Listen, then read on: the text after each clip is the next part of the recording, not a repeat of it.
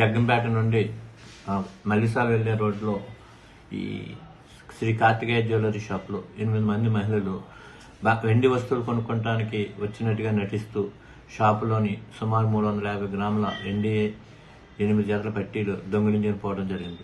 దానిపై కేసు నమోదు చేయడం జరిగింది. కాకినాడ జిల్లా SP Shri G Bindumadhav IPS వారు దాన్ని ఏ విధంగా సరే చేసేయాలని ఆదేశాలు జారీ చేయడంతో మేము టీములుగా ఏర్పడి దాన్ని చేసేయడం జరిగింది. వీళ్ళు కావాడి మహాలక్ష్మి, అలాగే కావాడి చిన్నదనమ్మ, కావాడి పార్వతి, కావాడి భవాని, చుక్కా నరసమ్మ, శ్యామల, అలాగే రత్నం, రమ్య అని చెప్పేసి వీళ్ళందరూ కూడా పశ్చిమ గోదావరి జిల్లా ఈ నరేంద్రపురం పాలకొల్లు మండలానికి, కాజా మండలానికి చెందినవారు. వీళ్ళలో 5గురిని ఆల్రెడీ పట్టుకుని అరెస్ట్ చేయడం జరిగింది. మిగతా 3గురిని కూడా త్వరలో అరెస్ట్ చేస్తాం సార్. చోరీ సొత్తును కూడా స్వాధీనం చేసుకున్నాం. చరిత్ర సృష్టించినోడు ఇప్పుడు ఆ చరిత్రని తిరగరాయబోతున్నాడు.